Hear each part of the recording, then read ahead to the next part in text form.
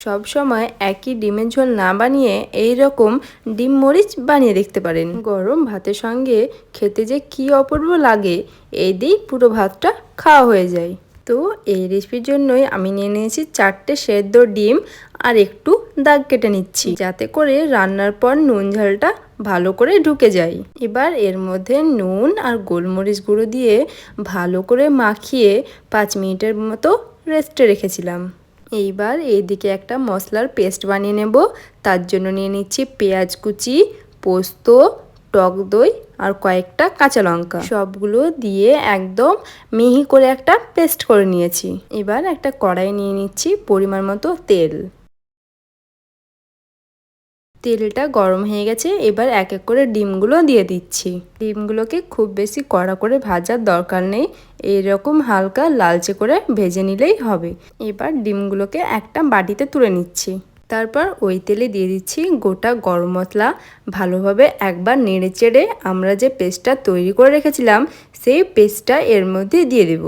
আর মশলার পাত্র ধোয়া একটু জলও দিয়ে দিলাম। এবার এটাকে ভালোভাবে নেড়ে চেড়ে কষিয়ে নিতে হবে। মশলাটাকে ভালো করে কষিয়ে এর মধ্যে দিয়ে দিব পরিমাণ মতো লবণ, গোলমরিচ, ধনে গুঁড়ো আর স্বাদ ব্যালেন্সের জন্য একটু পরিমাণে চিনি।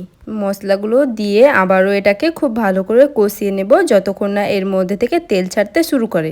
দেখুন কষাতে কষাতে কত সুন্দর তেল ছাড়া শুরু করেছে। এবার ভেজে রাখা ডিমগুলোকে এর মধ্যে দিলাম আর সামান্য পরিমাণে জল দিলাম, কারণ এই রেসিপিটাতে খুব বেশি ঝোল থাকবে না, সেই বুঝে জলটা দিতে হবে। আর এটা কিন্তু এখন অনেকটা রেডি। আর নামানোর আগে একটু গরম মশলার গুঁড়ো আর রিং করা পেঁয়াজ দিয়ে নেড়ে চেড়ে 1 মিনিটের মতো ফুটিয়ে এটাকে নামিয়ে নেব। দেখুন এটা কিন্তু একদম রেডি। সত্যি বলছি, এটা একবার গরম ভাতের সঙ্গে খেয়ে দেখবেন, খেতে কিন্তু অপূর্ব লাগে। আর এক থালা ভাত কিন্তু একদম নিমেষেই শেষ হয়ে যাবে। আর এটা এতটাই টেস্টি হয় যে ছোট থেকে বড় সবাই পছন্দ করে।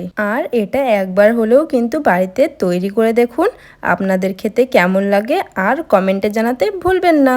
আর এরকম আরও নতুন নতুন ভিডিও পেতে আমার এই চ্যানেলটিতে লাইক, কমেন্ট, সাবস্ক্রাইব করে পাশে থাকবেন।